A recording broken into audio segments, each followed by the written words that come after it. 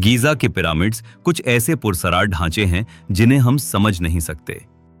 हाल ही में चीन ने अपनी नई तकनीकी रेडार सिस्टम तैयार की और उसके जरिए दुनिया के बड़े हिस्से की निगरानी की।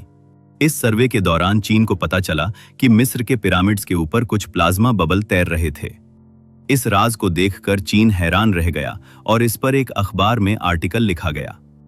मशहूर टीवी चैनल हिस्ट्री चैनल पर एंशिएंट एलियंस प्रोग्राम में कई सारे साइंटिस्ट जिक्र करते हुए फरमाते हैं कि ये जो पिरामिड हैं दरअसल ये आसमान में जाने के रास्तों को खोलते थे या फिर इंटर डायमेंशनल ट्रैवल यानी आयामों के सफर करने में मदद करते थे, यानी एक आयाम से दूसरे आयाम में जाने के लिए। और इन पिरामिड्स को खास करके ओरायन बेल्ट यानी 3 सितारों की अलाइनमेंट में बनाया गया है, जो 3 सितारों पर रिफर करते हैं।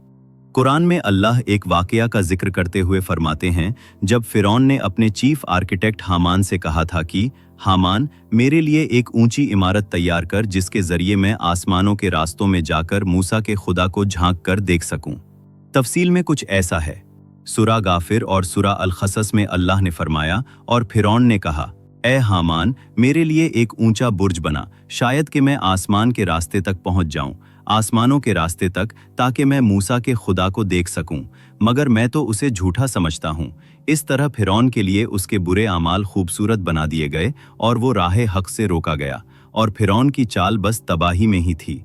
और फिरौन ने कहा, ए दरबारियों, मैंने तुम्हारे लिए अपने सिवा किसी और को खुदा नहीं जाना, तो ए हामान, मेरे लिए मिट्टी पर आग जला और मेरे लिए एक ऊंचा बुर्ज महल बना, शायद मैं मूसा के खुदा को देख सकूं, और मैं उसे यकीनन झूठा समझता हूं। ये एडवांस तारीन कौमों का जिक्र कुरान में मौजूद है जो टेक्नोलॉजिकली बहुत एडवांस थे। सूरा गाफिर आयत 21 में अल्लाह ने कहा, क्या उन्होंने नहीं देखा कि हमने उनसे पहले कितनी कौमें हलाक कर दी जो ताकत में उनसे कहीं बढ़कर थीं। और सूरा अन-नहल आयत 36 में कहा, क्या तुमसे पहले हमने बहुत सी कौमें नहीं नष्ट कर दी जो तुमसे ज्यादा ताकतवर थीं।